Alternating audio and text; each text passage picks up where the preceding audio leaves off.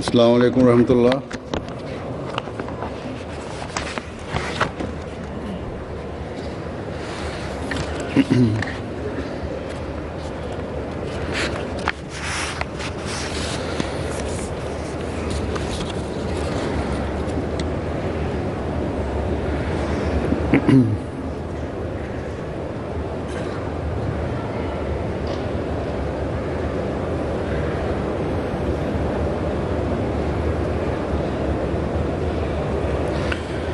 أشهد أن لا إله إلا الله وحده لا شريك له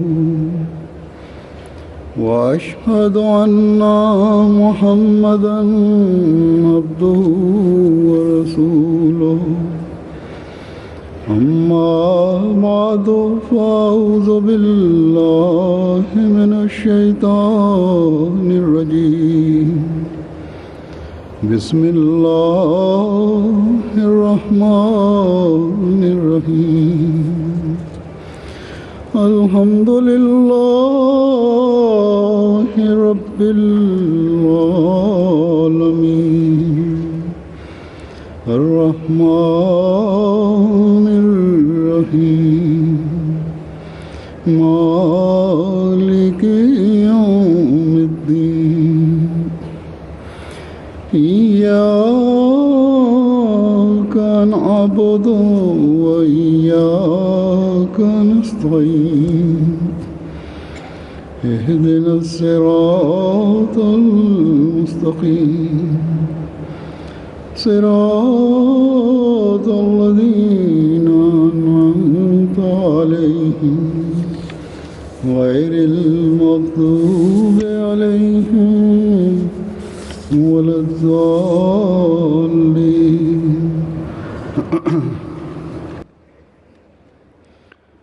अल्हम्दुलिल्लाह कि आज फिर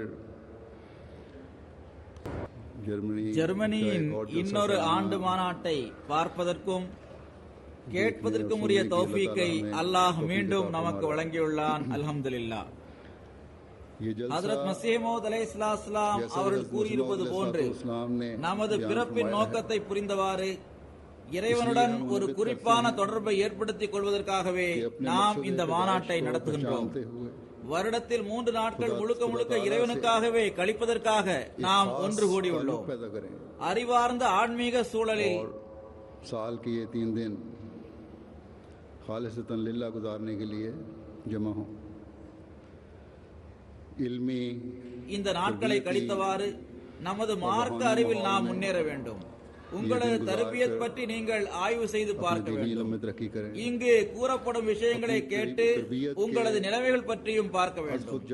அல்லாஹும் அவனது தூதர் ஸல்லல்லாஹு அலைஹி வஸல்லம் அவர்கள் கூறிய போதனைகளுக்கு ஏற்ப நாம் நமது பலகீனங்களிலிருந்து விடுபட்டு இருக்கின்றோமா அல்லது அவற்றை அகற்றுவதற்காக முயற்சிகளை செய்கின்றோமா என்று பார்க்க வேண்டும். மாநாட்டின் ஆன்மீக சூழலில் இறைவன் மற்றும் அவனது தூதரின் கூற்றுகளை கேட்டு ஆன்மீகத்தில் முன்னேற முயற்சி செய்யுங்கள். சில நேரங்களில் சில சின்ன சின்ன விஷயங்கள் கூட தர்பியத் மற்றும் ஆன்மீகத்தில் நாம் முன்னேற காரணமாக அமைந்துவிடும். இந்த சூழலில் நாம் இருக்கும்போது மற்றவரிடம் காணப்படும் நல்ல விஷயங்கள் நமது உணர்வுகளை நன்மைகளின் பக்கம் தூண்டக்கூடியதாக இருக்கும். ஆனால் சில பாக்கியமடைந்தவர்கள் மாநாட்டில் இருந்தும் ஆன்மீக சூழலில் இருந்தும் எந்த பலனையும் பெறுவதில்லை. இதில் எவ்வித சந்தேகமும் நமக்கு இல்லை. தங்களது உலக நோக்கங்களை பெறுவதற்காக மட்டுமே அவர்கள் வருகின்றார்கள். அப்படிப்பட்டவர்கள் ஹஜ்ரத் மஸீஹ் மவ்ஊத் அலைஹிஸ்ஸலாம் அவர்களிடம் பையத் செய்திருப்பதாக வாதம் செய்தாலும் உண்மையில் அவர்கள் அவரது போதனைகளை விட்டும் வெகு தூரத்தில் சென்று விட்டார்கள். எனவே இங்கு துவா மற்றும் இஸ்திக்ஃபார் செய்தவாறு இந்த நாட்களை கழியுங்கள். இப்படிப்பட்ட பலகீனமான இயல்புடையவர்கள் குறைவாக இருந்தாலும் மற்றவர்கள் செய்யும் துவாக்கள் இவர்களது பலகீனத்தை அகற்றுவதற்கு காரணமாக அமையலாம்.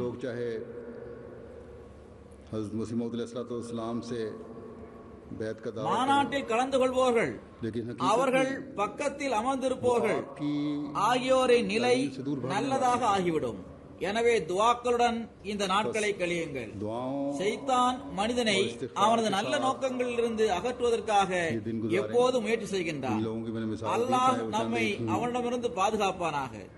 மாநாட்டில் கலந்து கொள்கின்ற அனைவரும், மாநாட்டில் பணிபுரியும் அனைவரும், அவர்கள் எந்த துறையில் டியூட்டி கொடுத்துக் கொண்டிருந்தாலும் அவர்கள் துவா செய்தவாறும், தரூத் ஓதியவாறும், இஸ்திக்ஃபார் செய்தவாறும் ஷைத்தானின் தீங்கிலிருந்து தப்புவதற்கு முயற்சி செய்ய வேண்டும். शैतान இந்த வருடம் இந்த புதிய से இடத்தில் बचाने के लिए ஜமாத்தே அஹ்மதியா ஜெர்மனி மாநாட்டை நடத்துகிறது. अल्लाह ताला எவ்வாறு हमें उससे मदद மான்ஹைமின் ஜமாத்தில் நல்ல தாக்கம் கடந்த 25 வருடங்களில் அங்கு மாநாட்டை நடத்தும் போதெல்லாம் வெளிப்பட்டதோ, और तमाम कारकुनान அந்த நகரவாசிகள் மீதும் जिनकी मुख्तलिफ शोबों சட்டம் में ஒழுங்கை நிலைநிறுத்த நியமிக்கப்பட்டவர்கள் மீதும் ஒரு நல்ல தாக்கம் இதனால் ஏற்பட்டதோ, அதைவிட சிறந்த தாக்கம் இந்த நகரவாசிகள் சட்டம் ஒழுங்கை நிலைநிறுத்த நியமிக்கப்பட்டவர்கள் மீது நிச்சயம் ஏற்பட வேண்டும். அதற்காக முயற்சி செய்யுங்கள். அதன் மூலம் இந்த நல்ல முன்மாதிரிகள் இஸ்லாம் மற்றும் அகமதியத்தின் உண்மையான தூது செய்தியை பிறருக்கு எட்ட வைப்பதற்குரிய तो जिस तरह வழியாக அமைய வேண்டும். मानहाइम உதாரணமாக, பெரும் எண்ணிக்கையில் ஆசியாவில் உள்ள மக்களை தங்களது ஹோட்டல்களில் தங்க வைக்கின்ற முதல் சந்தர்ப்பமாக இது இருக்கின்றது. இன்றைய நாட்களில் இஸ்லாத்தை பற்றிய ஒரு தவறான படம் முஸ்லிம் நாடுகளால் காட்டப்பட்டுள்ளது. और इंतजामिया पर இதனால் ஹோட்டல்களில் எஜமானர்களுக்கு கூட இவ்விஷயத்தில் சிறிது தயக்கம் இருந்தது. அப்போது காவல்துறையினர் அவர்களிடம், इंतजामिया पर छोड़ने எங்களது ஆய்வுக்கு ஏற்ப இவர்கள் ताकि ये नेक அமைதி நிறைந்த ஜமாத்தை சார்ந்தவர்கள் ஆவார்கள் என்று அவர்களுக்கு திருப்தி ஏற்படும் வகையில் அவர்கள் கூறினார்கள். இதனால் எவ்வித கவலையும் கொள்ள வேண்டிய அவசியம் இல்லை என்றும் கூறினார்கள். எனவே இந்த நாட்கள் மாநாட்டு திரள் இருக்கின்ற இடத்தில் மட்டும் அல்லாமல் வெளியிலும் எங்கெல்லாம் அகமதிகள் தங்கியிருக்கின்றார்களோ அங்கும், ஒரு நகரத்திலிருந்து இந்த நகரத்திற்கு வருகின்றவர்களும் அந்த இடங்களிலும் சரி, பொதுவாக எல்லா இடங்களிலும் சரி, தங்களது நல்ல முன்மாதிரியை காட்ட வேண்டும். அது அகமதியத்தின் தப்லீகிற்கு காரணமாக அமைய வேண்டும். உங்களது பையத் உடன்படிக்கையை நீங்கள் பேணுகின்றீர்கள் என்பதை வெளிப்படுத்தும் வகையில் உங்கள் முன்மாதிரி இருக்க வேண்டும். के मुताबिक எவராவது உங்களுடன் கடுமையாக நடந்து கொண்டாலும் ஒரு அகமதி தானும் அதே விதத்தில் நடக்கக்கூடாது. கடந்த கால அனுபவம் மூலம் நமக்கு தெரிவது, சிலர் தங்களது உலக நோக்கங்களுக்காக மட்டும் இங்கு வருகின்றார்கள். माहौल में ही नहीं, அவர்கள் சில நேரங்களில் தங்களது பழைய பகைமை உணர்வை உள்ளத்தில் இருத்தியவாறு மற்றவர்களுக்கு எதிராக தவறான செயல்களை செய்கின்றார்கள். शहर में से गुजर மாநாட்டு அமைப்பாளர்கள் இவர்களுக்கு எவ்வித சலுகையையும் வழங்க மாட்டார்கள். அவ்வாறு வழங்கவும் கூடாது. ஆனால் இவ்வாறு ஒரு பிரிவினர் இழைக்கின்ற அநீதியை மற்ற பிரிவினர் பொறுமையுடன் சகித்துக் கொள்ளவும் வேண்டும். இந்த நாட்களை இறைவனுக்காகவே கழிக்க நீங்கள் வந்துள்ளீர்கள். எனவே உங்களுடைய விஷயங்களை இறைவனிடம் ஒப்படைத்துவிட வேண்டும். ஹஜ்ரத் மஸீஹ் மவ்ஊத் அலைஹிஸ்ஸலாம் அவர்களின் ஜமாத்தில் இணைந்திருப்பது அல்லாஹ்வின் அருளாகும். இந்த அருளுக்கு கண்ணியம் அளிப்பது ஒவ்வொரு உண்மையான அகமதியின் கடமையாகும். இந்த ஜமாத்தில் இணைந்து தங்களிடம் தூய மாறுதலை ஏற்படுத்த சமுதாயங்கள் தயாராகி கொண்டிருக்கின்றன என்று ஹஜ்ரத் மஸீஹ் மவ்ஊத் அலைஹிஸ்ஸலாம் அவர்கள் கூறியுள்ளார்கள். இந்த விஷயத்தை பழைய அகமதிகளும் மிகுந்த கவலையுடன் சிந்திக்க வேண்டும். இந்த மாநாட்டிலும் அல்லாஹ்வின் அருளால் பல புதிய அகமதிகள் பல்வேறு நாடுகளிலிருந்து கலந்து கொள்கின்றார்கள். அவர்களது பார்வையில், அவர்களது செயல்களில் அவர்களது மன தூய்மையும் பற்றும் வெளிப்படும். எனவே பழைய அகமதிகள் दूसरे के खिलाफ गलत हरकत के मुर्तकिब होते हैं. தங்களது ஈமானை பற்றியும் கவலைப்பட வேண்டும். புதிய அகமதிகளுக்கும் நல்ல முன்மாதிரிகளை காட்ட வேண்டும். किसी किस्म की புதிய சமுதாயங்கள் வந்து உண்மையாக முஸ்லிம்களாக செயல்பட்டு அல்லாஹ்வின் அருளுக்கு வாரிசாகி விடும் போது பழைய அகமதி குடும்பங்கள் உலகில் மூழ்கி தங்களது தான் என்ற அகந்தையில் மூழ்கி ஹஜ்ரத் மஸீஹ் மவ்ஊத் அலைஹிஸ்ஸலாம் அவர்களோடு தொடர்புடைய அந்த அருள்களில் இருந்தும் புறக்கணிக்கப்பட்டவர்களாக ஆகிவிடக் கூடாது. இந்த சிந்தனையுடனும் துவாவுடனும் இந்த நாட்களை கழியுங்கள். இந்த முக்கியமான விஷயம் பற்றி கவனமூட்டியவாறு இப்போது நான் ஹஜ்ரத் மஸீஹ் மவ்ஊத் அலைஹிஸ்ஸலாம் அவர்களது சில சஹாபாக்களின் சில அறிவிப்புகளை உங்கள் முன் வைக்க हर விரும்புகின்றேன். सच्चे अहमदी का फर्ज है. சஹாபாக்களின் இந்த அறிவிப்புகள் ரெஜிஸ்டர் ரிவாயத்திலிருந்து ने ये எடுக்கப்பட்டவையாகும். फरमाया है அவற்றில் कि பல इस जमात கருத்துக்கள் की உள்ளன. शमूलियत சஹாபாக்கள் ஹஜ்ரத் மஸீஹ் மவ்ஊத் अपने अंदर அலைஹிஸ்ஸலாம் ताकत அவர்கள் மீது पैदा करने கொண்டுள்ள के लिए பேரன்பு தொடர்பான कौमें சம்பவங்கள், तैयार हो रही हैं। ஹஜ்ரத் மஸீஹ் மவ்ஊத் அலைஹிஸ்ஸலாம் அவர்கள் इस செய்துள்ள बात को போதனைகள், சஹாபாக்கள் पुराने அவற்றை अहदियों को கேட்ட விதம், விருந்தோம்பல் தொடர்பான நிகழ்வுகள், சஹாபாக்களின் பரிமாற்றம், சகிப்புத்தன்மை ஆகியவை இந்த அறிவிப்புகளில் இருக்கின்றன. இந்த விஷயங்கள் சஹாபாக்களின் வாழ்க்கையில் ஒரு மகத்தான புரட்சியை ஏற்படுத்தியுள்ளது. இதில் அவர்களின் ஆன்மீக தர்பியத் இருந்தது. மேலும் ஹஜ்ரத் மஸீஹ் மவ்ஊத் அலைஹிஸ்ஸலாம் அவர்கள் மீது வைத்திருந்த நேசத்தை அதிகரிக்கவும் இப்படிப்பட்ட சம்பவங்கள் உதவுகின்றன. நான் கூறியது போன்று ஒரு சில சம்பவங்கள் விருந்தோம்பல் சம்பந்தப்பட்டவையாகும். அதனை இங்கு டியூட்டியில் உள்ளவர்கள் கவனத்தில் கொள்ள வேண்டும். ஒரு சில சம்பவங்கள் சாந்தமாக இருத்தல் மற்றும் தைரியமாக செயல்படுதல் ஆகியவை பற்றியும் உள்ளன. ஆகவே நான் கூறுகின்ற இந்த எல்லா சம்பவங்களையும் மிகவும் கவனத்துடன் கேளுங்கள். इस सोच के साथ और दुआओं के साथ ये दिन गुजारें. खान साहिब जियाउल हक साहिब इस அறிவிக்கின்றார். अहम बात की तरफ तवज्जो दिलाने के बाद இந்த எளியவனும் சையத் கியாமுத்தீன் சாஹிப் அவர்களும் सहाबा சையத் நியாஸ் ஹுசைன் சாஹிப் மர்ஹூம் ஆகிய நாங்கள் மூவரும் கல்கத்தா வழியாக பயணம் செய்து காதியார் வந்து சேர்ந்தோம். 1902 ஆண்டு அக்டோபர் மாதம் இந்த சம்பவம் நடந்தது. காலை 10 அல்லது 11 மணி அளவில் நாங்கள் காதியான் வந்து சேர்ந்தோம். லுஹர் தொழுகை சமயத்தில் மௌலவி முகமது அஹசன் சாஹிப் மர்ஹூம் அவர்கள் மூலமாக ஹஜ்ரத் மஸீஹ் மவ்ஊத் அலைஹிஸ்ஸலாம் அவர்களை பள்ளிவாசலில் வைத்து சந்தித்தோம். அதே நாளில் மக்ரிப் தொழுகைக்கு பிறகு நாங்கள் மூவரும் அங்கு வந்திருந்த மற்றவர்களோடு சேர்ந்து ஹஜ்ரத் மஸீஹ் மவ்ஊத் அலைஹிஸ்ஸலாம் அவர்களை சந்தித்தோம். சந்திப்பின் போது ஹஜ்ரத் மஸீஹ் மவ்ஊத் அலைஹிஸ்ஸலாம் அவர்கள் எனது பெயர் என்ன என்று கேட்டார்கள். நான் ஜியாவுல் ஹக் என்று கூறினேன். காஃப் மிகவும் சரியாக அழுத்தமாக உச்சரித்தவாறு கூறினேன். அதை கேட்ட ஹுசூர் அவர்கள் ஜியாவுல் ஹக் என்று கூறியவாறு காஃப் என்ற எழுத்தை சிறிய காஃபாக உச்சரித்தவாறு கூறினார்கள். இவ்வாறு கேட்டது எனக்கு முதல் சந்தர்ப்பமாக இருந்தது. பஞ்சாபி மொழி பேசுபவர்கள் தங்களது பொதுவான பேச்சில் காஃப் என்ற எழுத்தை காஃப் என்றே கூறுவர்.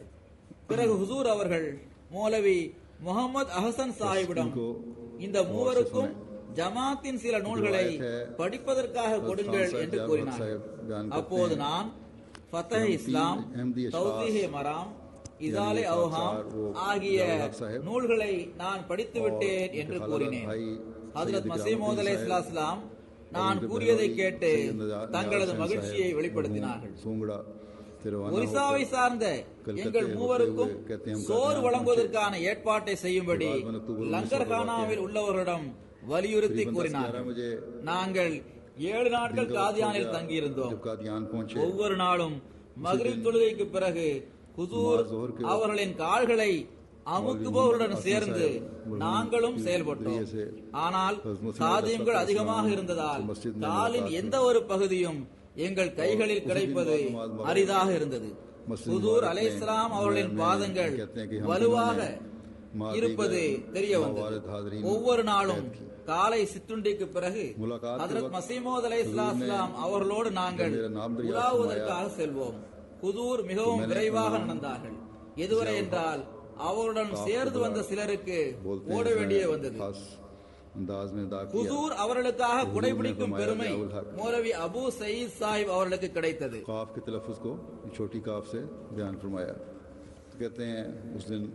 ஒரு நாள் நான் ஹுசூர் அவர்களிடம் நாங்கள் எங்கள் மெஹல்லாவில் உள்ள பள்ளிவாசலில் எப்படி தொழுகையை நிறைவேற்றுவது என்று கேட்டேன்.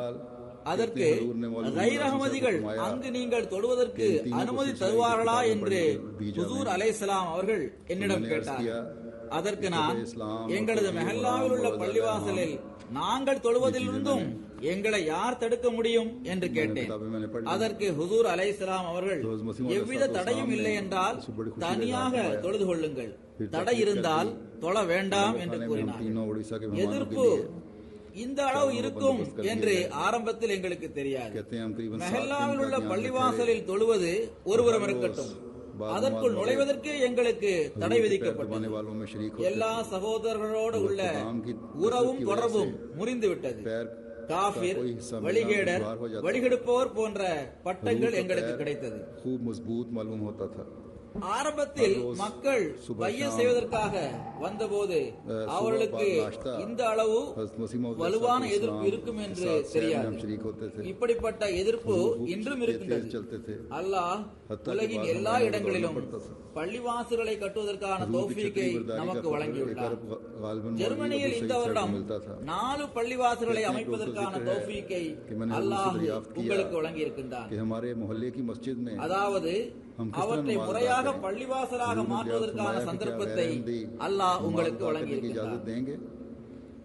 ஹஜ்ரத் நிசாமுத்தீன் சாஹிப் சியால்கோட்டி அவர்கள் கூறுகின்றார், ஒருமுறை மாநாட்டிற்கு வந்திருந்த நாங்கள் மாநாடு முடிந்ததும் எங்கள் வீட்டிற்கு திரும்பி செல்வதற்காக ஹஜ்ரத் மஸீஹ் மவ்ஊத் அலைஹிஸ்ஸலாம் அவர்களிடம் அனுமதி பெறுவதற்காக சென்றோம்.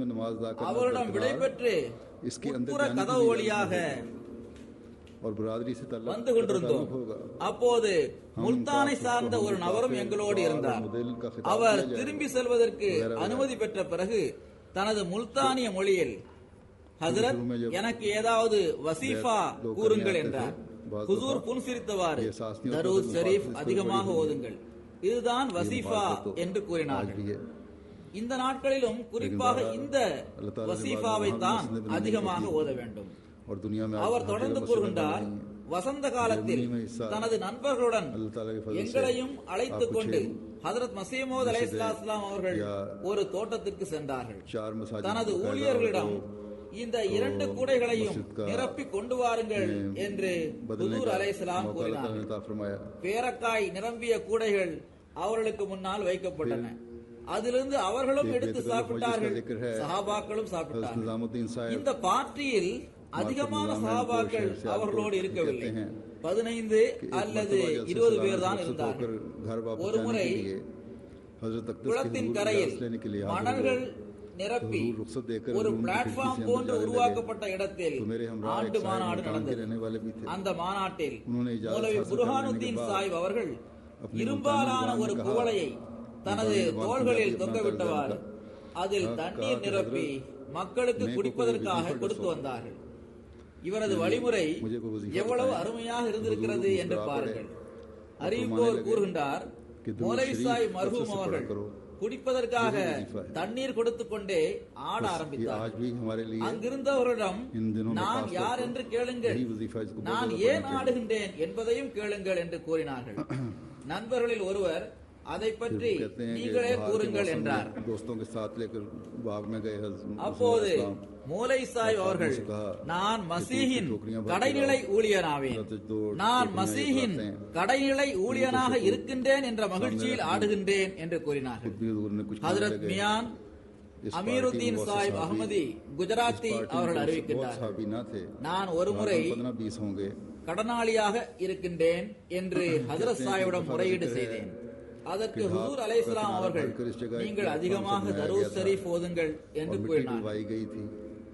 பலரும் தங்கள் வாழ்வாதாரம் தொடர்பான பிரச்சனைகளை எனக்கு எழுதுகின்றார்கள். இவர்களை போன்றவர்களுக்கு ஹஜ்ரத் மஸீஹ் மவ்ஊத் அலைஹிஸ்ஸலாம் அவர்கள் ஐவேளை தொழுகைகளை தொழுங்கள், அதிகமாக தரூத் ஓதுங்கள் என்ற அறிவுரையை கூறியுள்ளார். ஹஜ்ரத் மஸீஹ் மவ்ஊத் அலைஹிஸ்ஸலாம் அவர்கள் அன்னாருக்கு அறிவுரை கூறியவாறு கூறினார்கள், அதிகமாக தரூத் ஷரீஃப் ஓதுங்கள், அதிகமாக இஸ்திக்ஃபார் செய்யுங்கள், இதுவே எனது வஸீஃபாவாகும் என்றார். எனது கருணைமிக்க எஜமான் எனக்கு இதன் மூலம் பரக்கத்தை வழங்கினான். நான் கடனிலிருந்து முழுமையாக விடுபட்டு தூய்மையடைந்தேன். நான் காதியானுக்கு திரும்பி வந்த சமயத்தில் சின்ன பள்ளிவாசல், அதாவது மஸ்ஜித் முபாரக் பெரிய பள்ளிவாசலாக ஆகியிருந்தது. அந்த சமயத்தில் ஒரு சஃபில் 6 பேர்கள் நிற்க முடிந்தது. நான் அங்கிருந்த ஜன்னலுக்கு முன்னால் தொழுகை சமயங்களில் அமர்ந்திருப்பேன். அந்த ஜன்னல் வழியாகத்தான் ஹஜ்ரத் மஸீஹ் மவ்ஊத் அலைஹிஸ்ஸலாம் அவர்கள் பள்ளிவாசலுக்கு வருவார்கள். அவர்கள் தொழுகைக்காக வரும்போது நான் உடனடியாக எழுந்து தொழுகையில் அவர்களுக்கு இடப்பக்கம் நிற்பேன். இந்த சமயத்தில் பள்ளிவாசலுக்கு ஒட்டியிருந்த அந்த அறையில் ஹஜ்ரத் சாஹிபுடன் சில விருந்தினர்களும் இருந்தார். அவர்களது எண்ணிக்கை 5 நபர்களுக்கு அதிகமாக இருந்ததில்லை. இந்த அறையில்தான் சோறு அல்லது வேறு ஏதாவது உணவை அவர்கள் தங்களது கைகளாலேயே எங்களுக்கு வழங்கி வந்தார்கள்.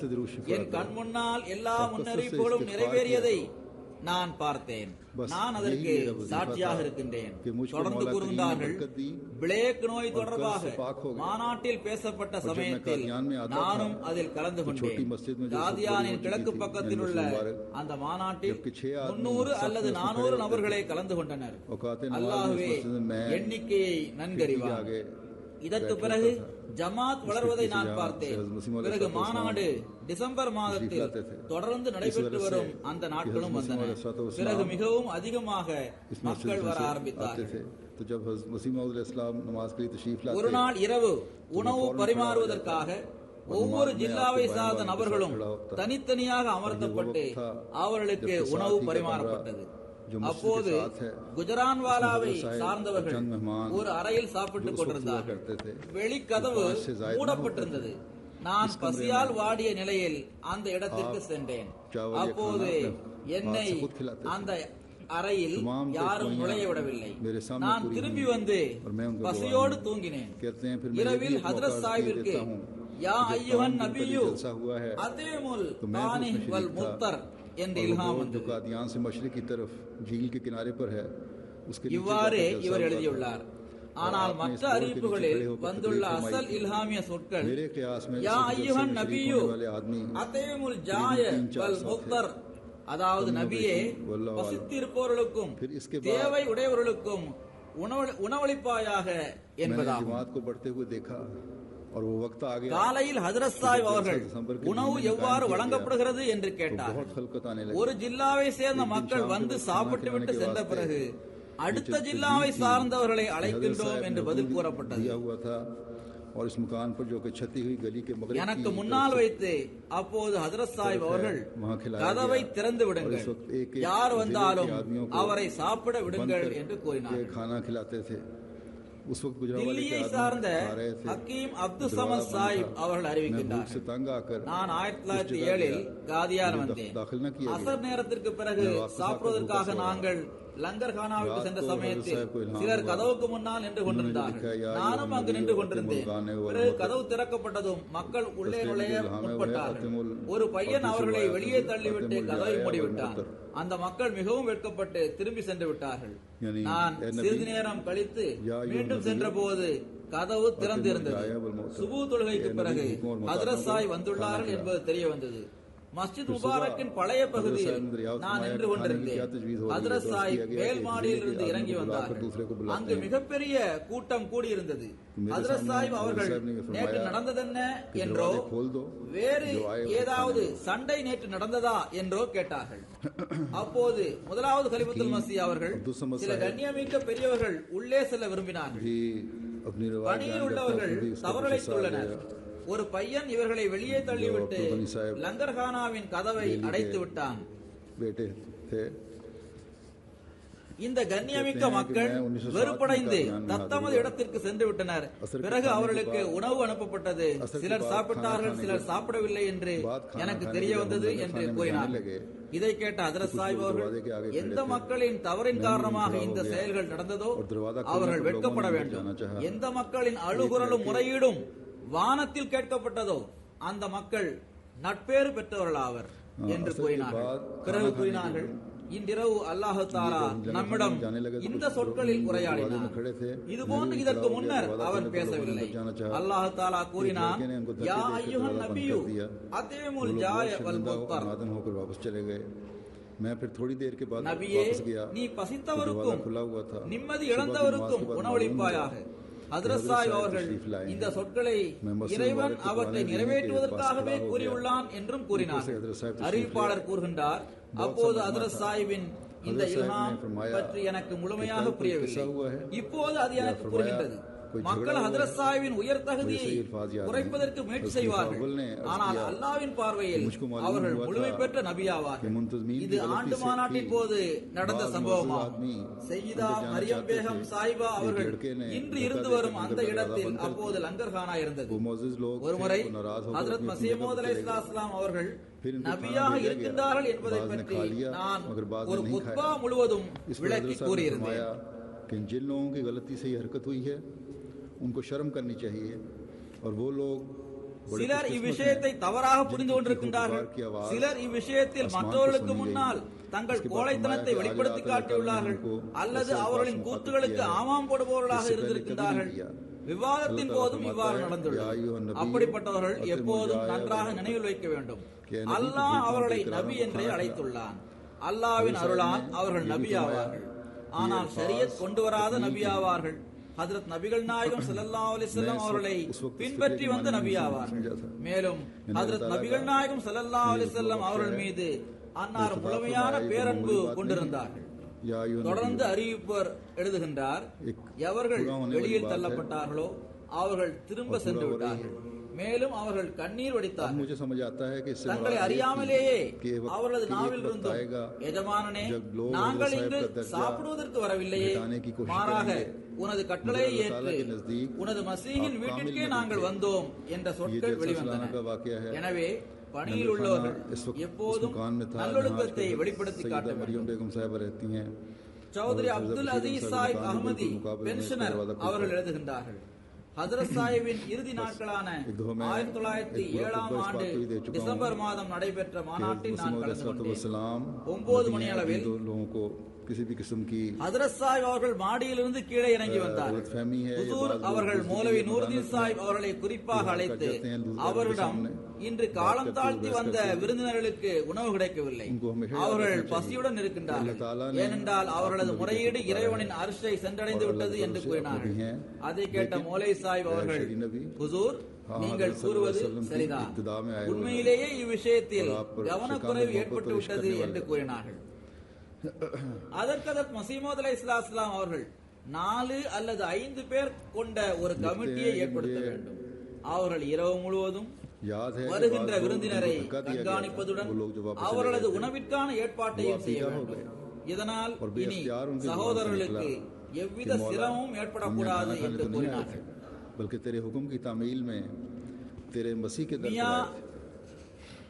கைர் முகமது சாஹிப் அவர்களின் மகன் மியான் அல்லாஹ் ரக்கே சாஹிப் அவர்கள் கூறினார், 1903 ஆண்டு அல்லது 1904 ஆண்டில் நடந்த சம்பவம் இது. நான் காதியானுக்கு சென்றிருந்தேன். அப்போது பெருநாளாக இருந்தது. அப்போது லங்கர்கானாவில் உணவு பரிமாறப்பட்டு வந்தது. அங்கு சிறப்புக்குரிய விருந்தினர்கள் மற்றும் பொதுவான விருந்தினர்கள் என்று பாகுபாடு காட்டும் திட்டம் தீட்டப்பட்டது. அதற்கேற்ற உணவு பரிமாறப்பட வேண்டும் என்றும் பேசப்பட்டது. எனது நியத்தில் வித்தியாசத்தை நான் உணர்ந்தேன். அதாவது உடனடியாக அவருக்கு தப்பெண்ணம் ஏற்பட்டது. வாக்களிக்கப்பட்ட மஹ்தி ஹக்கமன் அதலனாக, அதாவது நெருநீதி தீர்ப்பவராக இருப்பார்.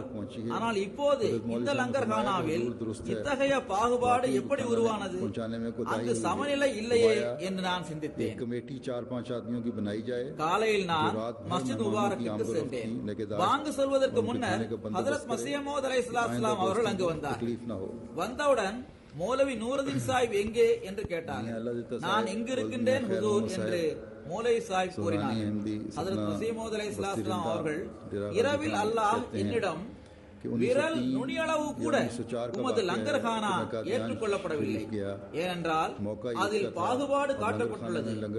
இவ்வாறு நடந்து கொண்டவர்களை தனியாக பிரித்து காதியானில் இருந்தும் அவர்களை 6 மாதத்திற்கு வெளியேற்றிவிட வேண்டும் என்று ஹஜ்ரத் மஸீஹ் மவ்ஊத் அலைஹிஸ்ஸலாம் அவரிடம் கூறப்பட்டது.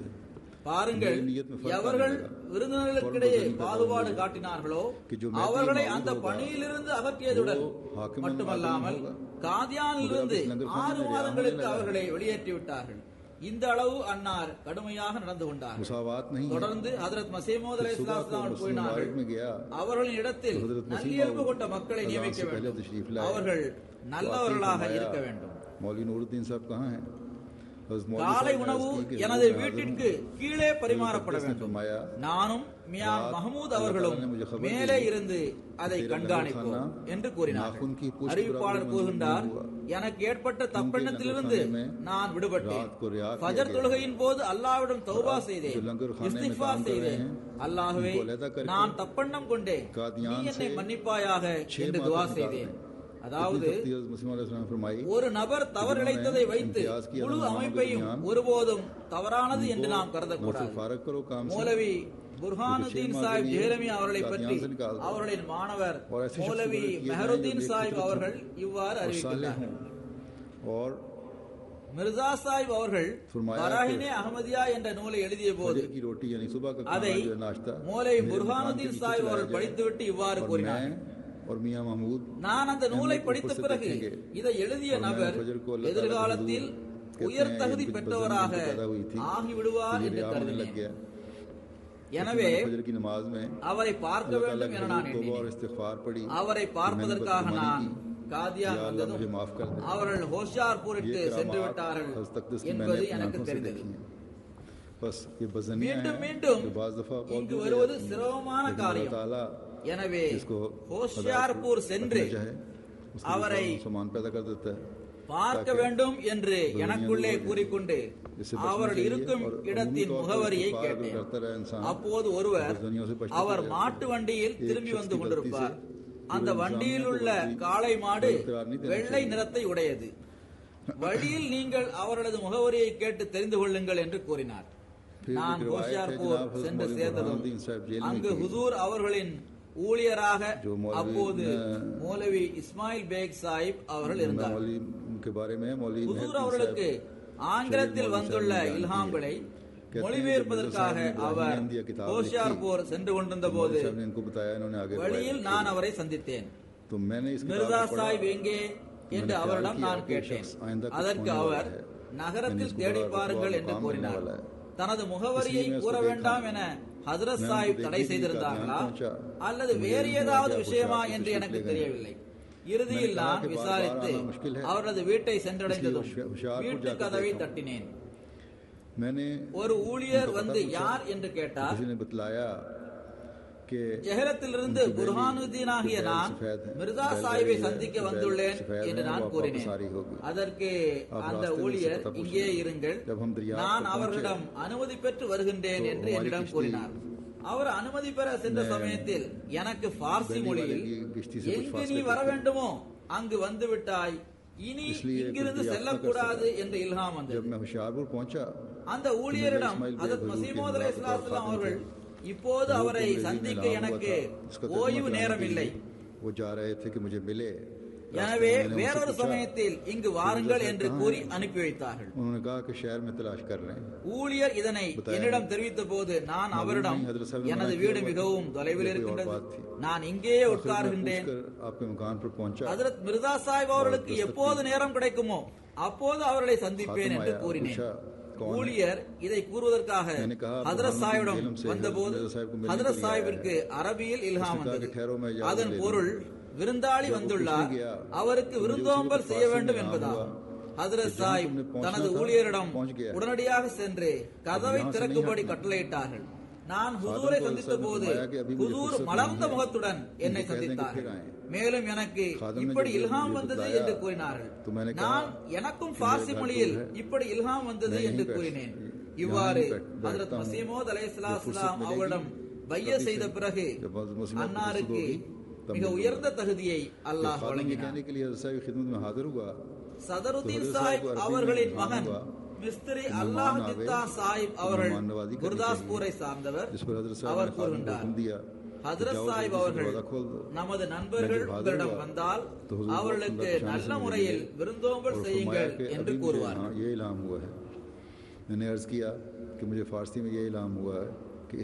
ஒரு மிக பெரும் பொறுப்பில் இருந்த ஒரு விருந்தாளி கோடை காலத்தில் காலை 8 மணிக்கு காதியான் வந்தார். ஹஜ்ரத் சாஹிப் சமையல்காரரிடம், இவருக்கு ஏதாவது உணவிருந்தால் கொடுங்கள் என்று கூறினார். சமையல்காரர், ஹுசூர், இரவில் எஞ்சியிருந்த காய்ந்த ரொட்டிகளே உள்ளன என்று கூறினார். அதற்கு ஹுசூர், பரவாயில்லை, அதை கொண்டு வாருங்கள் என்று கூறினார்கள். மேலும் तुम्हारे पास आया நமது நண்பர்கள் எப்போது வந்தாலும் அவர்களுக்கு உணவளிக்க வேண்டும். तवज्जो किया करो। உணவு தயாராக இல்லாத நிலையில் காய்ந்த ரொட்டிகள் தான் உள்ளன என்றால் அவற்றையே கொண்டு வாருங்கள் என்று கூறினார்கள். गर्मियों के दिन காய்ந்த ரொட்டிகள் கொண்டு வரப்பட்டன. ஹுதூர் அலைஹிஸ்ஸலாம் அவர்களும் அதை சாப்பிட்டார்கள். से पूछा விருந்தாளிகளாகிய நாங்களும் அதைத்தான் சாப்பிட்டோம். ने कहा कि हुजूर அந்த रात की விருந்தாளிகள் बासी रोटियां காதியானிலிருந்தும் हुजूर ने फरमाया कुछ हरज नहीं। தங்கள் கிராமமான அட்வாலுக்கு திரும்ப இருந்தார்கள். அப்போது ஹுதூர் அவர்கள் காய்ந்த ரொட்டிகளை சாப்பிடுவது சுன்னத்தாகும் என்று கூறினார். लाई गई हुजूर ने भी खाई। ஜலந்தரை சார்ந்த மௌலவி குலாம் காதிர் சாஹிபின் மகன் மௌலவி முகமது அலி சாஹிப் அறிவிக்கின்றார். अटवाल को जाने वाले थे। 1906ஆம் ஆண்டில் ஆண்டு மாநாடு மஸ்ஜித் அக்ஸாவில் நடந்தது. அப்போது மஸ்ஜிதின் வராந்தா மிகவும் விரிவுபடுத்தப்பட்டு இருந்தது. அதன் தென்மேற்கில் உள்ள மூலையில் ஒரு இந்துவின் சுடப்படாத செங்கல்களால் கட்டப்பட்ட வீடு ஒன்று இருந்தது. இடம் போதாத காரணத்தால் சிலர் இந்த இந்துவின் வீட்டில் மேல் பகுதியில் ஏறி தொழுகைக்காக நின்றார்கள். அதை பார்த்த வீட்டின் எஜமானர் ஹஜ்ரத் மஸீமூத் அலைஹிஸ்ஸலாம் அவர்களையும் ஜமாத்தையும் கடுமையாக ஏசி பேசினார். அவர் இந்துவாக இருந்தார், ஏசி பேச ஆரம்பித்து விட்டார். தொழுகை முடிந்தவுடன் ஹஜ்ரத் மஸீமூத் அலைஹிஸ்ஸலாம் அவர்கள் ஜமாத் சகோதரர்கள் பொறுமையாக இருக்க வேண்டும் என்று போதனை செய்தார்கள். அந்த வீட்டின் மேல் பகுதிக்கு யாரும் செல்ல வேண்டாம் என்று தடை விதித்தார்கள். மேலும் முன்னெச்சரிக்கையாக தடுப்பு சுவரை ஒட்டியவாறு ஒரு உயரமான சுவர் கட்டப்பட்டது. சில நாட்களுக்கு பிறகு அங்கு கம்பியால் வேலியும் போடப்பட்டது. யாரும் மறந்தும் கூட அந்த வீட்டின் மேல் பகுதிக்கு சென்றுவிடக் கூடாது என்பதற்காகவே அவ்வாறு செய்யப்பட்டது. ஹஜ்ரத் மஸீமூத் அலைஹிஸ்ஸலாம் அவர்களுக்கு வந்த இல்ஹாமின் கேட்ப அந்த வீடு இறுதியில் நாசமடைந்து விட்டது. வீட்டின் எஜமானருக்கு அந்த வீட்டை விற்க வேண்டியது வந்தது. ஜமாத் அந்த வீட்டை வாங்கியது. இப்போது அது மஸ்ஜித் அக்ஸாவின் ஒரு பகுதியாக ஆகிவிட்டது. பள்ளியின் வராந்தாவை ஒட்டி ஜமாத் அலுவலகங்கள் இருந்து வந்தன. 2 வருடங்களுக்கு முன் மஸ்ஜித் அக்ஸா விரிவாக்கப்பட்ட போது அந்த எல்லா பகுதியும் பள்ளிவாசலுக்கு வந்துவிட்டது. அந்த பகுதியில் ஏறக்குறைய 2000 பேர் அல்லது 2500 பேர் இப்போது தொழ முடியும்.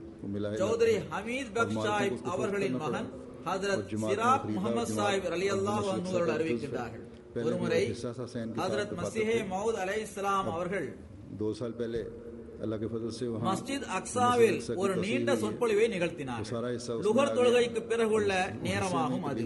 நான் பள்ளிவாசலின் கிழக்கு பக்கத்தில் உள்ள சுவர் பக்கமாக அமர்ந்திருந்தேன்.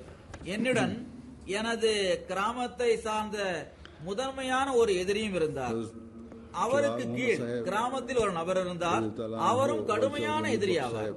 ஹுசூர் அலைஹிஸ்ஸலாம் அவர்கள் சொற்பொழிவு நிகழ்த்தி கொண்டிருக்கும் போது அவர் மீண்டும் மீண்டும் தனது தலையை அசைத்தவாறு சுப்ஹான் அல்லாஹ் சுப்ஹான் அல்லாஹ் என்று கூறிக்கொண்டே இருந்தார். அத்துடன் நான் இனி ஹுசூரை எதிர்க்க மாட்டேன் என்றும் கூறினார். ஹுசூர் கூறுவதெல்லாம் உண்மை என்றும் கூறினார். ஒரு சில நாட்களுக்கு பிறகு நான் அவரை சந்தித்து இப்போது என்ன கருத்தில் உள்ளீர்கள் என்று கேட்டேன். அதற்கு அவர் எனக்கு தெரியவில்லை, அந்த சமயத்தில் எனக்கு ஹுசூர் அவர்களின் ஒவ்வொரு செயலும் சரியானதாக தெரிந்தது, ஆனால் இப்போது இல்லை என்று கூறினார். எவருக்கு அல்லாஹ் நேர்வழியை வழங்க விரும்புவதில்லையோ அவரது உள்ளம் இவ்வாறு கடினமாக ஆகிவிடுகின்றது. ஹஜ்ரத் மௌலவி முகமது இப்ராஹிம் சாஹிப் பக்காபூரி அறிவிக்கின்றார், காதியானில் உள்ளவர்களை எப்படி சோதித்து பார்ப்பது என்று நான் எண்ணிக்கொண்டே இருந்தேன். ஆலிம்களில் ஒரு பெரிய ஆலிமை பார்த்தேன். தான் மஹ்தி மஸீஹ் என்று வாதம் செய்தவரையும் பார்த்தேன்.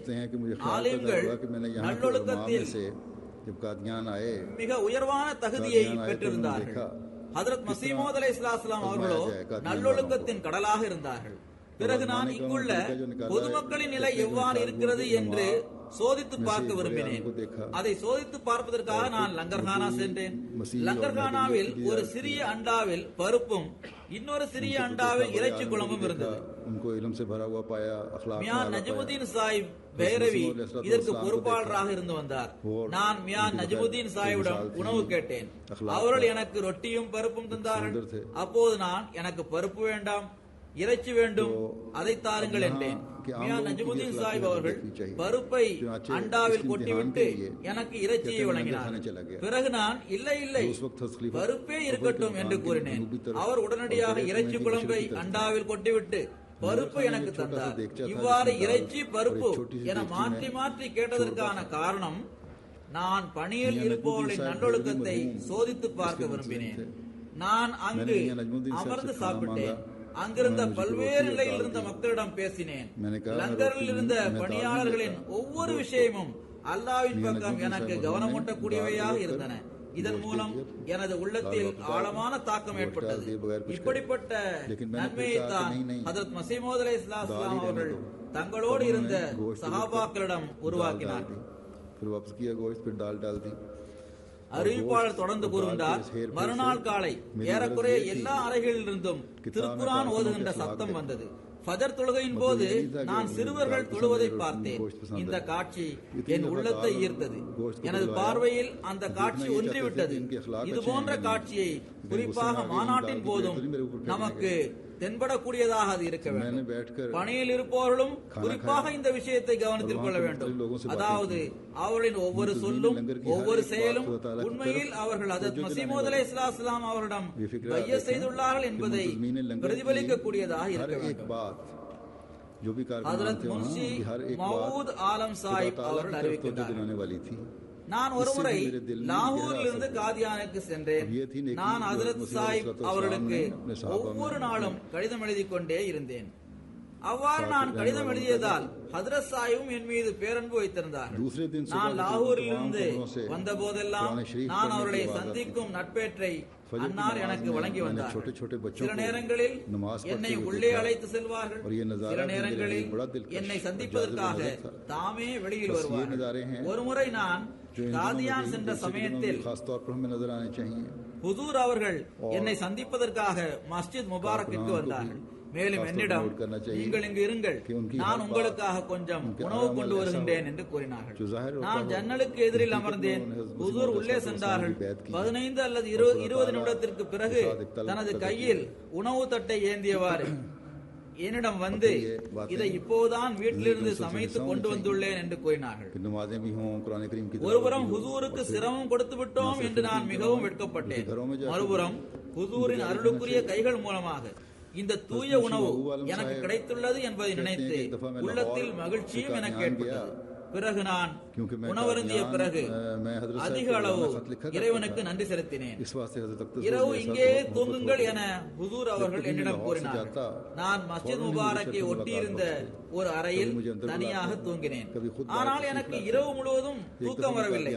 நான் விழித்தே இருந்தேன், துஆ செய்து கொண்டிருந்தேன். இங்கு நான் தூங்குவது ஏதாவது கவனக்குறைவுக்கு காரணமாக ஆகிவிடக் கூடாது என்று நான் நினைத்தேன். நான் தூங்கிக் கொண்டிருப்பது ஆன்மீகமான முறையில் ஹஜ்ரத் சாஹிபிற்கு தெரிந்துவிடக் கூடாது என்ற அச்சத்திலேயே நான் விழித்திருந்தேன். மேலும் தரூத் ஷரீஃப் ஓதிக்கொண்டிருந்தேன், துஆ செய்து கொண்டிருந்தேன். அதிகாலை 4 மணிக்கு ஹுசூர் அலைஹிஸ்ஸலாம் தாமே என்னிடம் வந்து, இப்போது எழுந்திருங்கள், தொழுகைக்கான நேரம் ஆகிவிட்டது என்று கூறினார்கள். நானோ ஏற்கனவே விழித்திருந்தேன். பிறகு நான் மஸ்ஜித் முபாரக்கிற்கு வந்தேன். வாங்கு சொல்லப்பட்டதும் ஹஜ்ரத் சாஹிப் அவர்களும் பள்ளிக்கு வந்தார். ஹஜ்ரத் மியான் முகமது சாஹிப் ஓரி அவர்களின் மகன் மியான் வசீர் கான் சாஹிப் அவர்கள் எழுதுகின்றார்கள், 1895ஆம் ஆண்டு அல்லது 1896ஆம் ஆண்டில் ஒரு நாள் ஹஜ்ரத் சாஹிப், மௌலவி நூர்தீன் சாஹிப், மௌலவி அப்துல் கரீம் சாஹிப், மௌலவி முகமது அஹசன் சாஹிப், இன்னும் சில நண்பர்களும் அவர்களுடன் நானும் அமர்ந்து கோல் கமரா, அதாவது வட்ட அறையில் அமர்ந்து சாப்பிட்டுக் கொண்டிருந்தோம். அப்போது கீமாவுடன் கலந்த பாகற்காய்கள் கொண்டு வரப்பட்டன. ஹஜ்ரத் சாஹிப் அவற்றை ஒன்றொன்றாக பகிர்ந்து அளித்தார்கள். இறுதியில் 2 பாகற்காய்கள் இருந்தன.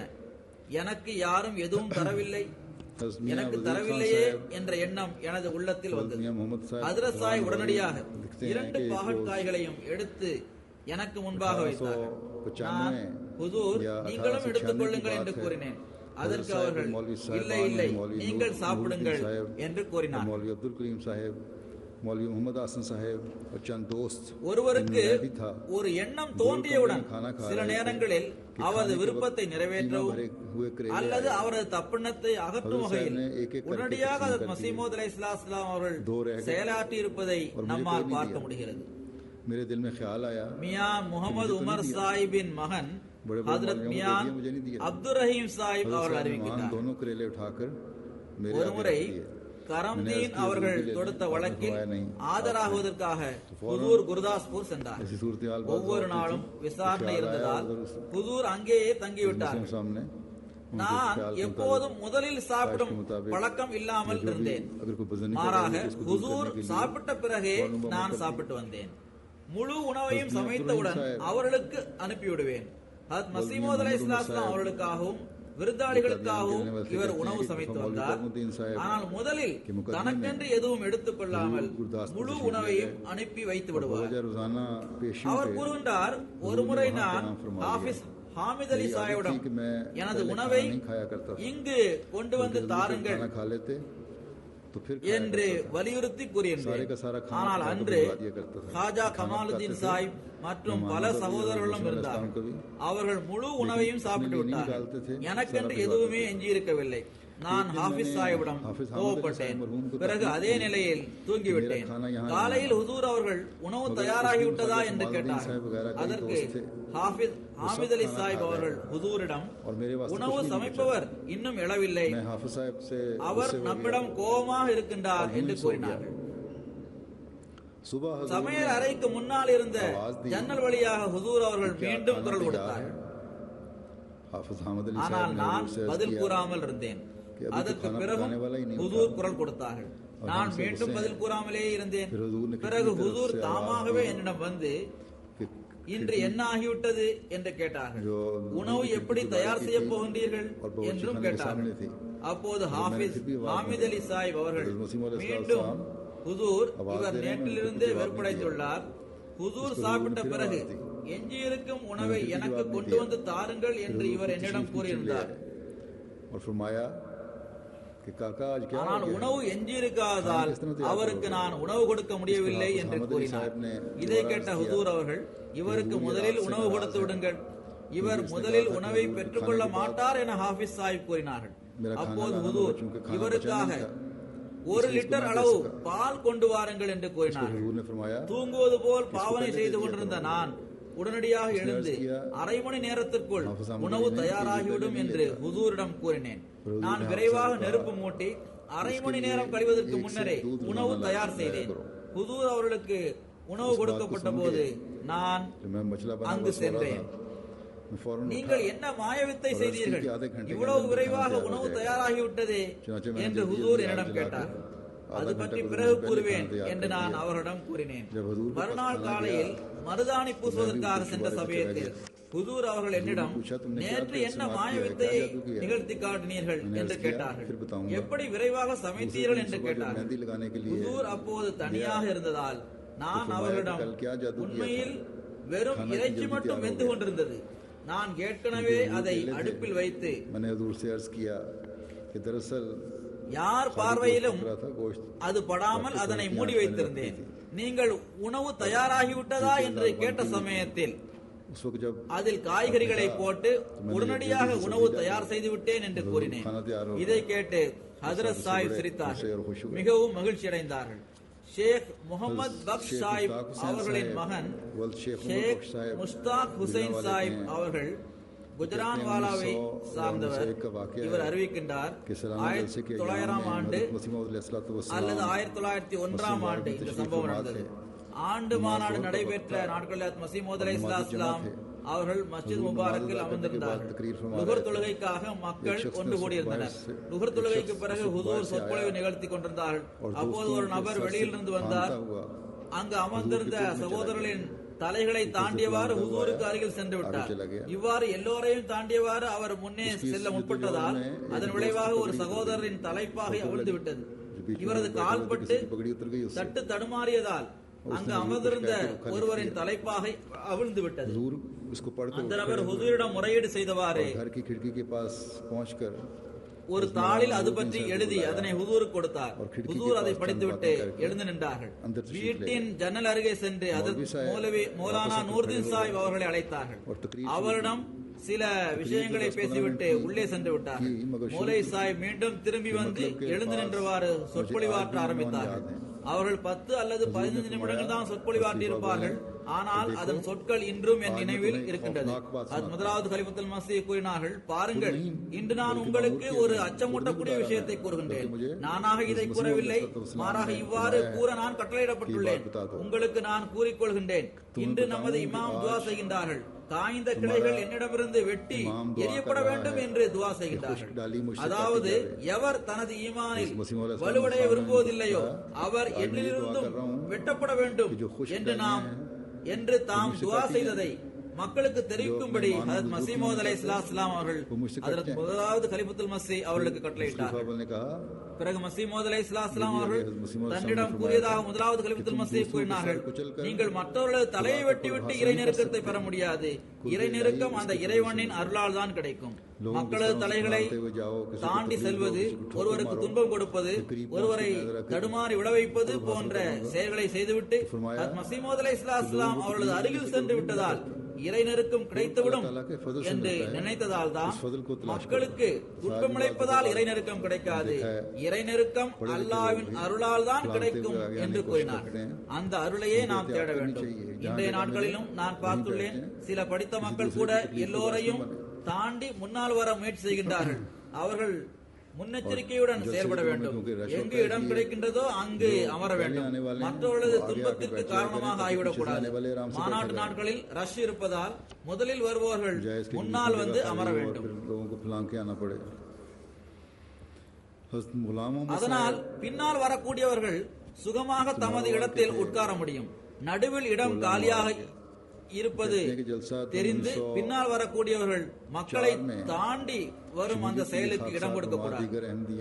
நாரோவாவை சார்ந்த ஹஜ்ரத் மியா குலாம் முகமது சாஹிப் அவர்கள் அறிவிக்கின்றார்கள், 1904 ஆண்டு மாநாட்டின் போது அதில் கலந்து கொள்வதற்காக இந்த எளியவன் மற்ற அகமதி சகோதரர்களான சௌத்ரி முகமது சர்ஃபராஸ் கான் மற்றும் இன்னும் பல பெயர்களை இவர் கூறியுள்ளார். இவர்கள் அனைவரும் அமிர்தசரஸிலிருந்து பேருந்தில் ஏறி பட்டாலா வந்து இறங்கி இரவு நேரத்தில் அங்குள்ள ஒரு பள்ளிவாசலில் தங்கினார்கள். பிறகு காலையில் காதியான் வந்து சேர்ந்தார்கள். மஸீஹ் மவ்ஊத் அலைஹிஸ்ஸலாம் ஒரு உயர்வான இடத்தில் நின்றவாறு சொற்பொழிவாற்றிக் கொண்டிருந்தார்கள். சொற்பொழிவில் சூரா பக்ராவின் முதலாவது ருக்கு, சூரா தஹர் ஆகியவற்றின் விளக்க உரை கூறப்பட்டது. நஃப்ஸே அம்மாரா, நஃப்ஸே லவ்வாமா, நஃப்ஸே முத்மயின்னா ஆகியவற்றின் விளக்கம் கூறப்பட்டது. மனிதன் பாவங்களை செய்து கொண்டிருக்கும் நிலையில் நஃப்ஸே அம்மாரா அவனிடம் மிகைத்து நிற்கும். நஃப்ஸே லவ்வாமா பாவமும் செய்ய வைக்கும், நன்மைகளையும் செய்ய வைக்கும். சில நேரங்களில் நஃப்ஸே அம்மாரா மற்றும் நஃப்ஸே லவ்வாமா ஆகியவற்றிற்கு இடையில் சண்டை ஏற்படும். சில நேரங்களில் பாவங்கள் மிகைத்து நிற்கும், சில நேரங்களில் நன்மைகள் மிகைத்து நிற்கும்.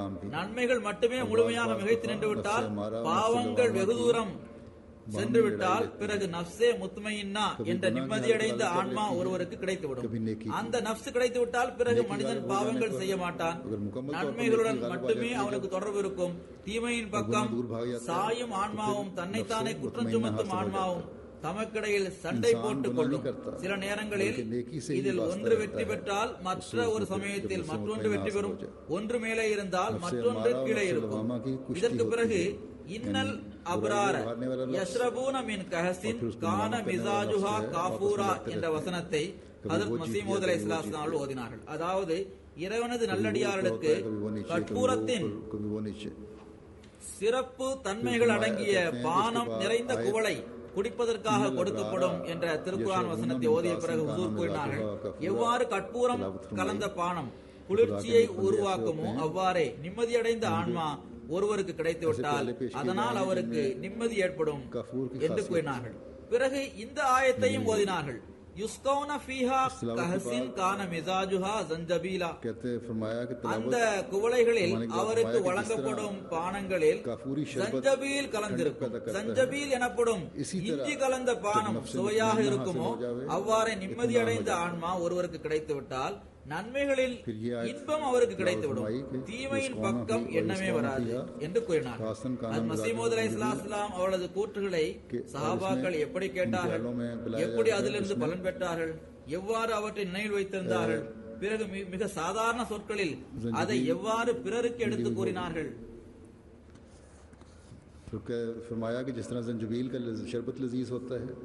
மற்றவர்கள் புரியும்படி அவற்றை எவ்வாறு எடுத்து கூறினார்கள் என்பதை அறிவதற்காகவே நான் இவ்வாறான அறிவிப்புகளை குறிப்பாக தேர்ந்தெடுத்துள்ளேன்.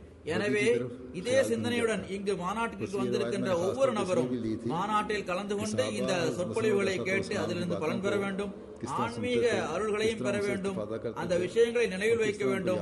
பிறகு இந்த அறிவையும் ஆன்மீகத்தையும் பரப்பக்கூடியவர்களாக நாம் உருவாக வேண்டும். ஹதரத் டாக்டர் முஹம்மதீன் சாஹிப் இவர் ஹாஸ்பிட்டலின் இன்சார்ஜாக இருந்தார். இவர்கள் அறிவிக்கின்றார்கள், எனக்கு நன்றாக நினைவில் இருக்கின்றது, 1905ஆம் ஆண்டு கடிதம் மூலம் நான் ஹஜ்ரத் மஸீஹ் மவ்ஊத் அலைஹிஸ்ஸலாம் அவர்களிடம் பையத் செய்தேன்.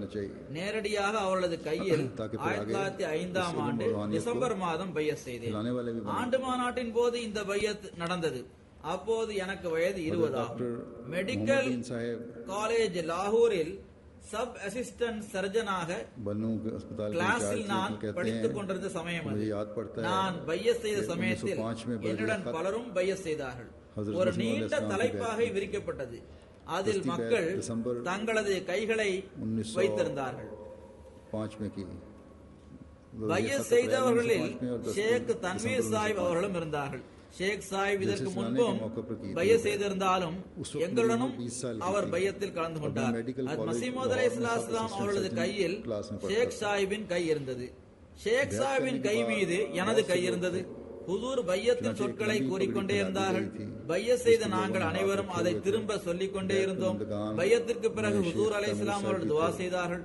மாநாடு முடிந்ததும் மாணவர்களாகிய நாங்கள் 5 பேரும் திரும்பி செல்வதற்கு ஹுசூரிடம் அனுமதி கோரினோம். அப்போது ஹுசூர் இங்கேயே இருங்கள் என்று கூறினார்கள். அல் வசியத் என்ற நூல் அப்போதுதான் வெளியிடப்பட்டிருந்தது. அதன் ஒவ்வொரு நகல் எங்களுக்கு வழங்கப்பட்டது. அத்துடன் ஹுசூர் நாங்கள் திரும்பி செல்வதற்கான அனுமதியையும் எங்களுக்கு தந்தார்கள். அல் வசியத் என்ற நூலை பெற்றுக்கொண்டு நாங்கள் லாகூருக்கு திரும்பி வந்தோம். லாகூர் மெடிக்கல் காலேஜில் ஹாஸ்பிட்டல் சிஸ்டம் கிளாஸில் நானும் படித்துக் கொண்டிருந்த சமயத்தில் 1906ஆம் ஆண்டு எங்களுக்கு இருந்த சில முறையீடுகளின் அடிப்படையில் நாங்கள் ஸ்ட்ரைக்கில் ஈடுபட்டோம். ஹர்த்தாலிலும் கலந்து கொண்டோம். இந்த ஹர்த்தாலில் அகமதிகளாகிய மருத்துவத்துறையை சார்ந்த மாணவர்கள் கலந்து கொண்டார்கள். மஸீஹ் மவ்ஊத் அலைஹிஸ்ஸலாம் அவர்களுக்கு இது பற்றி தெரிய வந்த போது ஹுசூர் அவர்கள் தங்களது ஒரு கண்டிப்பான கட்டளையை எங்களுக்கு அனுப்பி வைத்தார்கள். இப்படிப்பட்ட போராட்டங்களில் அல்லது வேலை நிறுத்த போராட்டங்களில் கலந்து கொள்வது இஸ்லாத்திற்கு எதிரான செயலாகும். அஹ்மதியா ஜமாத்தின் மரபுகளுக்கும் அது மாற்றமான செயலாகும். எனவே நீங்கள் அனைவரும் பிரின்சிபல் சாஹிப்பிடம் மன்னிப்பு கேட்டு மீண்டும் காலேஜிற்கு சென்று விடுங்கள் என்பதே அக்கட்டளையாகும். அத்துடன் ஹுசூர் அலைஹிஸ்ஸலாம் மெடிக்கல் காலேஜின் பிரின்சிபல் அவர்களுக்கு கடிதம் எழுதினார்கள். அதில் எங்கள் ஜமாத்தை சார்ந்த மாணவர்களுக்கு தாங்கள் மன்னிப்பு வழங்கி அவர்களை மீண்டும் காலேஜில் சேர்த்து விடுங்கள் என்று எழுதப்பட்டிருந்தது. பிறகு அகமதி மாணவர்களாகிய நாங்கள் 5 பேரும் மன்னிப்பு கேட்டு மீண்டும் காலேஜில் சேர்ந்தோம். மசீஹின் 5 சீடர்கள் என்ற தலைப்பில் லாகூரிலிருந்து வெளிவந்த பைசா என்ற பத்திரிகை ஒரு கட்டுரை வெளியிட்டது. மஸீஹ் மவ்ஊத் அலைஹிஸ்ஸலாம் அவர்கள் மீதும் ஜமாத்தின் மீதும் பல ஆட்சேபனைகளை அவர்கள் செய்தார்கள். ஆனால் அதனால் எந்த விளைவும் ஏற்படவில்லை. இறுதியில் மற்ற மாணவர்களும் மன்னிப்பு கேட்டு மீண்டும் காலேஜில் சேர்ந்தார்கள். அவர் தொடர்ந்து கூறுகின்றார், மஸீஹ் மவ்ஊத் அலைஹிஸ்ஸலாம் அவர்களின் பல கடிதங்கள் என்னிடம் இருந்தன. ஆனால் உலகப் போர் நடைபெற்ற சமயத்தில் அவை தொலைந்துவிட்டன. ஸ்ட்ரைக்கில் ஈடுபடுவது தொடர்பாக நமது நிலை என்ன என்பதை நான் ஏற்கனவே எனது கொத்பாவில் தெளிவாக கூறியிருக்கின்றேன். சர்கோதாவை சார்ந்த சௌத்ரி குலாம் ரசூல் சாஹிப் கூறுகின்றார், 1907ஆம் ஆண்டு டிசம்பர் மாதம் ஆண்டு மாநாட்டின் போது இந்த சம்பவம் நடந்தது. காலையில் ஹஜ்ரத் மஸீஹ் மவ்ஊத் அலைஹிஸ்ஸலாம் அவர்கள் உலாவுவதற்கு செல்வார்கள் என்று எனக்கு தெரிந்தது. அதிகமாக கூட்ட நெருக்கடி ஏற்படும் போது ஹுசூர் அவர்களை சுற்றி நாங்கள் கைகளை பிடித்தவாறு ஒரு வளையத்தை அமைத்துக் கொள்வது அப்போதைய வழிமுறையாக இருந்தது. ஹஜ்ரத் சாஹிப் எங்களுக்கு நடுவில் சென்று கொண்டிருப்பார்கள்.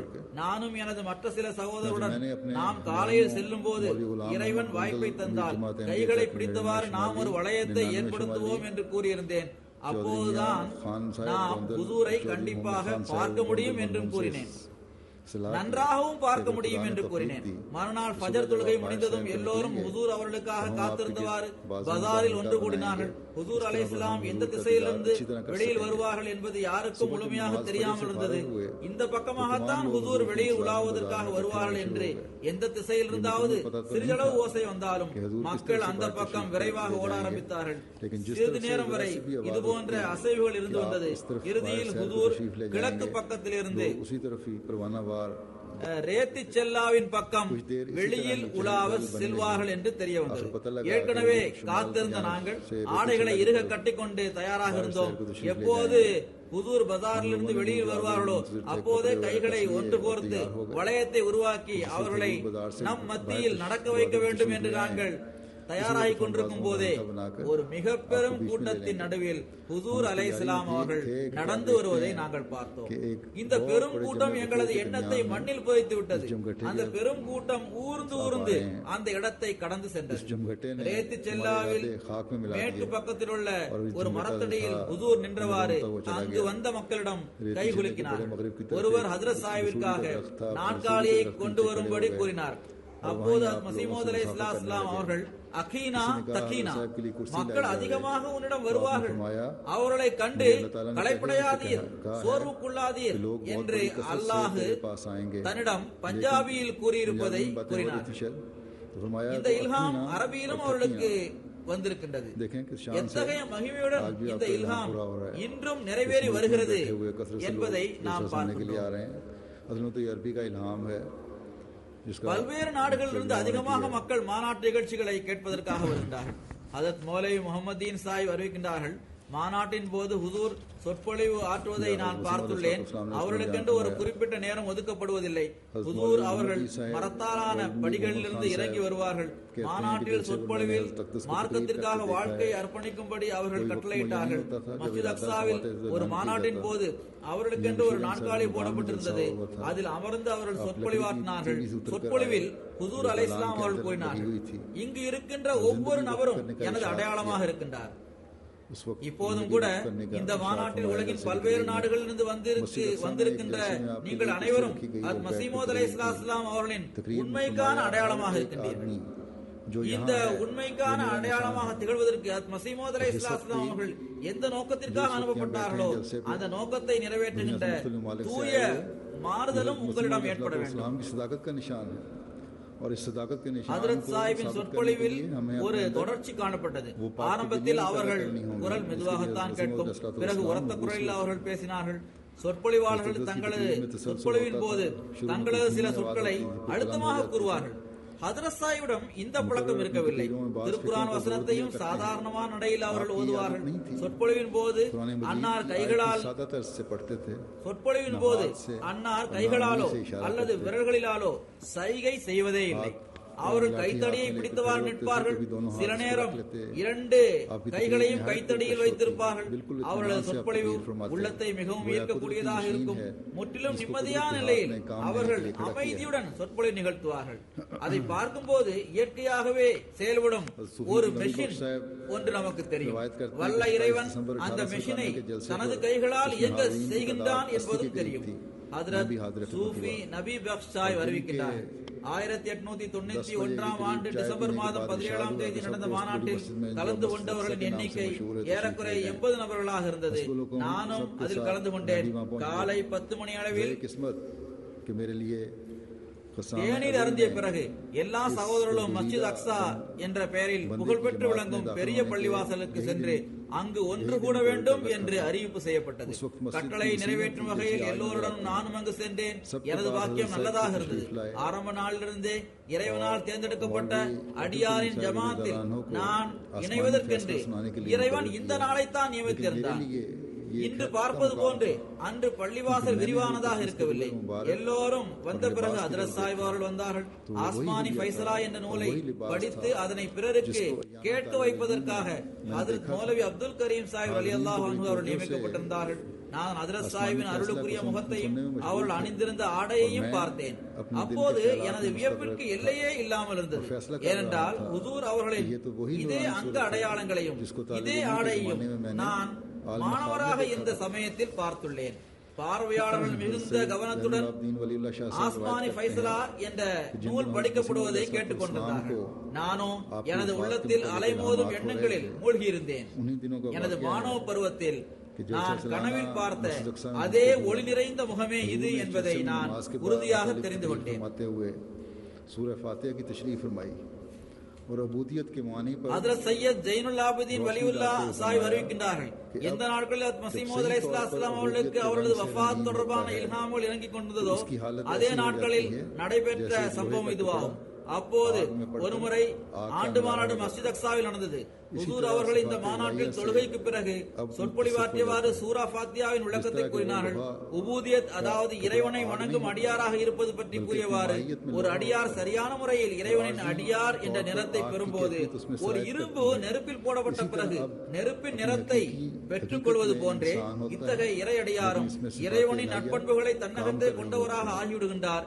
எவ்வாறு அந்த இரும்பின் துண்டு நெருப்பாக இல்லாமல் அதன் மெட்டீரியல் இருப்பாக இருக்கின்றதோ, மேலும் தற்காலிகமாக அதில் எவ்வாறு நெருப்பின் தன்மை ஊடுருவி விடுகின்றதோ அவ்வாறே இறை அடியாரும் உண்மையில் மனிதராகத்தான் இருப்பார்.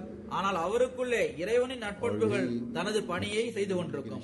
அப்படிப்பட்ட இறையடியாரின் எண்ணங்கள் அவருடைய எண்ணங்களாக இருப்பதில்லை, மாறாக அவரது அசைவும் இருப்பும் இறைவனது செயல்களுடன் தொடர்புடையதாக இருக்கும். இப்படிப்பட்ட இறையடியாராக மாறுவதற்கான முயற்சியை ஒவ்வொரு அஹ்மதியும் செய்ய வேண்டும். இதுதான் உண்மையான மூமினாக ஆவதற்குரிய அடையாளமாக இருக்கின்றது. இந்த விஷயங்களை உருவாக்குவதற்கு மஸீஹ் மவ்ஊத் அலைஹிஸ்ஸலாம் அவர்கள் வந்திருக்கின்றார்கள். மௌலவி முகமது இப்ராஹிம் சாஹிப் பக்காபுரி அறிவிக்கின்றார்கள், 1906ஆம் ஆண்டின் ஆண்டு மாநாட்டில் சமயத்தில் ஹுசூர் அலைஹிஸ்ஸலாம் அவர்கள் தமது மரணத்தை பற்றி குறிப்பிட்டவாறு கூறினார்கள், இப்போது எனது மரணம் அருகில் இருக்கின்றது.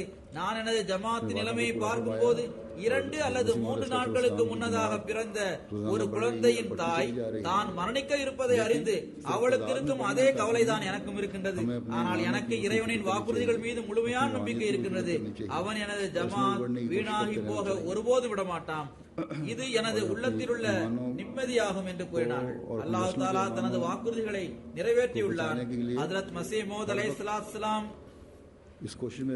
அவர்களின் ஜமாத் நாள்தோறும் வளர்ந்து வருகிறது, வளர்ந்து கொண்டே செல்கிறது.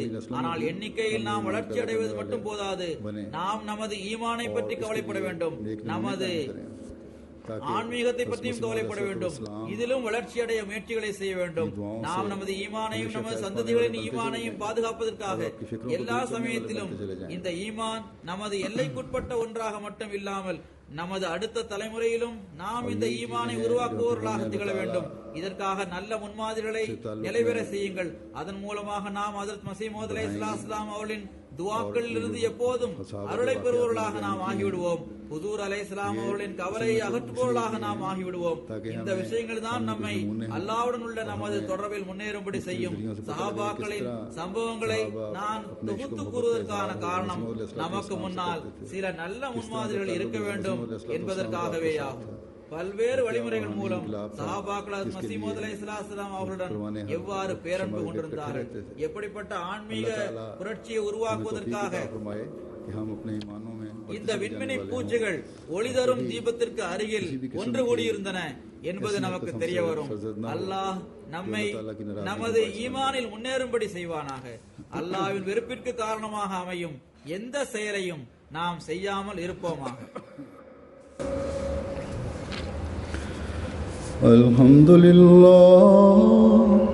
அல்ஹம்துலில்லாஹ் நஹ்மதுஹு வ நஸ்தஈனுஹு வ நஸ்தக்ஃபிருஹு வ நு'மினு பிஹி வ நதவக்கலு அலைஹி வ நஊது பில்லாஹி மின் ஷுரூரி அன்ஃபுஸினா ومن سيئات أعمالنا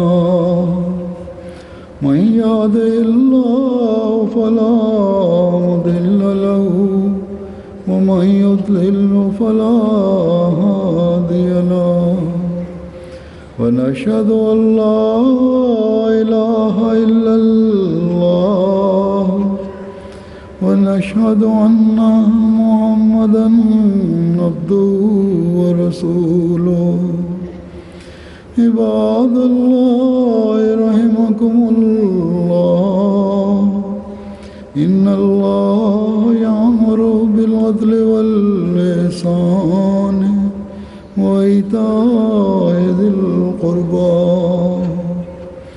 وينهى عن الفحشاء والمنكر والبغي يعظكم لعلكم تذكرون اذكروا الله يذكركم وادعوه يستجب لكم ولذكر الله أكبر.